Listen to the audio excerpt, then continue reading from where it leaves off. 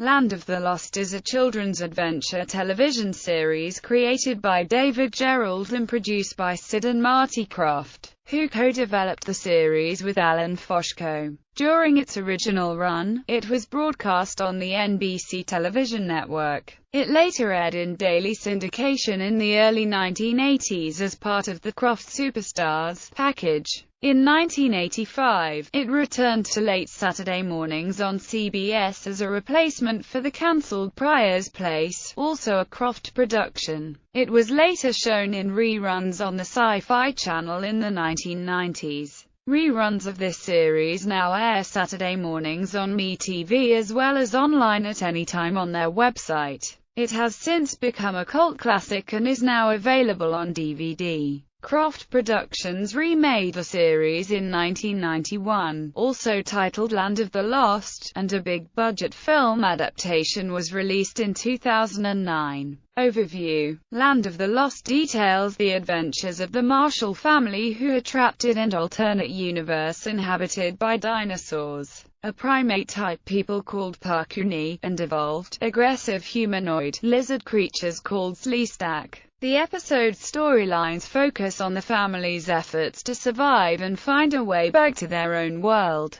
but the exploration of the exotic inhabitants of the Land of the Lost is also an ongoing part of the story. An article on renewed studio interest in feature film versions of Land of the Lost and H.R. Pastuff commented that decision-makers in Hollywood, and some big-name stars, have personal recollections of plopping down on the family room wall-to-wall shag sometime between 1969 and 1974 to tune into multiple reruns of the Krofft Saturday morning live-action hits, and quoting Marty Krofft as saying that the head of Universal Studios, Ronald Mayer, and leaders at Sony Pictures all had been fans of Krofft programs. A number of well-respected writers in the science fiction field contributed scripts to the series, including Larry Niven, Theodore Sturgeon, Ben Bova, and Norman Spinrad, and a number of people involved with Star Trek, such as Dorothy D.C. Fontana, Walter Koenig, and David Gerrold.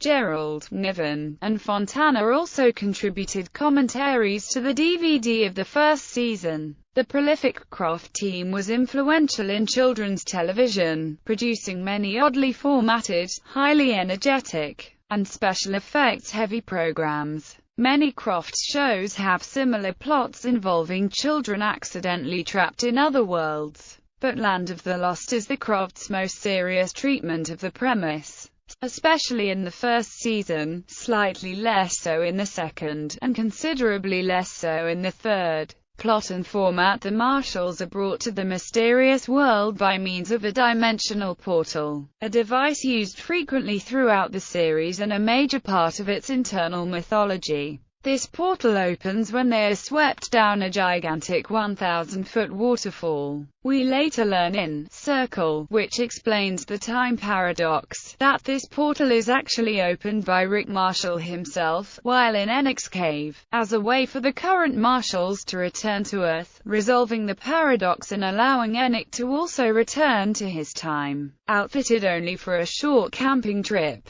The resourceful family takes shelter in a natural cave and improvises the provisions and tools that they need to survive. Their most common and dangerous encounters are with dinosaurs, particularly a Tyrannosaurus rex they nickname Grumpy, who frequents the location of their cave. However, many of the dinosaurs are herbivores, posing no threat to the Marshalls, unless unintentionally provoked. One is a particularly tame young Apatosaurus whom Holly nicknames Dopey, and whom the family looks upon as a pet. They also do battle with the hostile Sleestakim cavemen, called Parkuni, as well as a variety of dangerous creatures, mysterious technology, and strange geography. The main goal of the three is to find a way to return home. They are occasionally aided in this by the Altrusian castaway Enoch. This storyline theme, marooned in a surreal, fantasy-filled jungle setting, continually attempting to return home, was in this sense somewhat similar to Gilligan's Island. At the start of the third season, Rick Marshall is accidentally returned to Earth alone, leaving his children behind, and is replaced by his brother Jack. Spencer Milligan's absence was explained by having Rick Marshall disappear after he was trying to use one of the pylons to get home, and that Jack had stumbled upon his niece and nephew after he embarked on a search of his own to find them. Though the term "time doorway" is used throughout the series, Land of the Lost is not meant to portray an era in Earth's history, but rather an enigmatic zone whose place and time are unknown. The original creators of these time portals were thought to be the ancestors of the Sleestak, called Altrusians, though later episodes raised some questions about this. Many aspects of the Land of the Lost, including the time doorways and environmental processes, were controlled by the pylons, metallic obelisk-shaped booths that were larger on the inside than the outside, and housed matrix tables, stone tables studded with a grid of colored crystals. Uncontrolled time doorways result in the arrival of a variety of visitors and castaways in the land. Production. Land of the Lost is notable for its epic-scale concept, which suggested an expansive world with many fantastic forms of life and mysterious technology, all created on a children's series limited production budget. To support the internal mythology, linguist Victoria Fromkin was even commissioned to create a special language for the Pakuni, which she based on the sounds of West African speech and attempted to build into the show in a gradual way that would allow viewers to learn the language over the course of many episodes. The series' intention was to create a realistic fantasy world, albeit relying heavily on children's acceptance of minor inconsistencies. In a 1999 interview, first-season story editor and writer David Gerrold claimed that he largely created the show based on photographs of various science fiction topics that were bound together in a book and given him by Sid Croft and Alan Foshko. It was a marked departure from the Croft team's previous work, which mostly featured extremely stylized puppets and sets such as those in H.R. Pustuff and Lidsville. The series for the first 2 seasons was shot on a modular indoor soundstage at General Service Studios in Hollywood,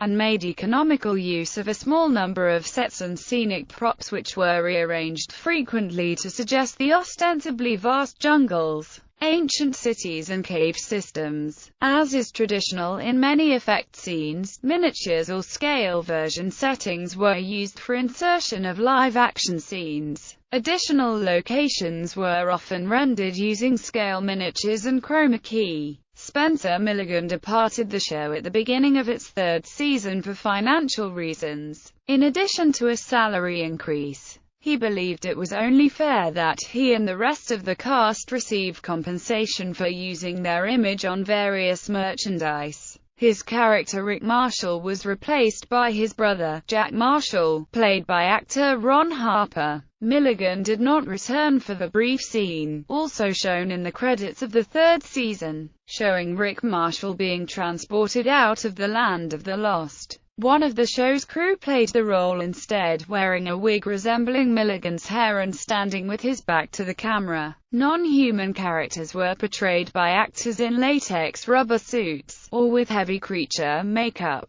Dinosaurs in the series were created using a combination of stop-motion animation miniatures, rear projection film effects and occasional hand puppets for close-ups of dinosaur heads. Wesley points out on a commentary track for Land of the Lost's first season DVD that the grumpy hand puppet has no hole in the back of its throat, even though it is often seen opening its mouth wide to roar. The series marked a rare example of matting filmed stop-motion sequences with videotape live action, so as to avoid the telltale blue fringe produced in matting with less exacting processors. Though this occasionally worked very well, the difference in lighting between the video and film sequences sometimes brought inadvertent attention to the limitations of the process. Special effects footage was frequently reused. Additional visual effects were achieved using manual film overlay techniques, the low-tech ancestor to current motion control photography. Cast. Rick Marshall, Spencer Milligan, Uncle Jack Marshall, Ron Harper, Will Marshall, a Wesley Eyre, Holly Marshall, Kathy Coleman, Char Carr, Philip Haley, Sa, Sharon Baird, Tar, Joja Malva and Scutta McKay, Enoch Walker Edmiston, The Zahn, Marvin Miller and Van Snowden, Malik, Richard Keel, Sleestack leader, John Locke, Sleestack, Dave Greenwood, Bill Laimbeer, John Lambert, Cleveland Porter, Jag Tingley, Scott Fullerton, Mike Westra, Bill Boyd, David Harris, Clark Roberts. DVD releases. From 2004 to 2005, Rhino Entertainment owned the rights to the show, and released seasons 1 through 3, and a complete series package, with several bonus features, including commentaries, on all of the releases. Those DVDs have since gone out of print. On May 26, 2009, Universal Studios released 2 complete series releases, one in original packaging, and the other enclosed in a Land of the Lost vintage lunchbox. The only bonus feature was a look at the film starring Will Ferrell. On October 13, 2009, Universal released the 3 seasons individually. The DVDs are identical to Universal's complete series boxes. The series is also available in digital media format at iTunes Store. Cultural impact. Despite a relatively short run, the show continued to be aired extensively through syndication. Based on that success, a remake of the series began in 1991 and ran for 2 seasons. The DVDs of the series earned a Saturn nomination for Best Retro TV Series release in 2004. On June 5, 2009, a feature film based on the 1974 TV series opened in U.S. theaters. Unlike the original series, which was a serious take on the story, the film was a comedy parody. It was directed by Brad Silberling and starred Will Ferrell, with the Croft brothers serving as co-producers. Although the original series was aimed for children, the film's target audience was adults.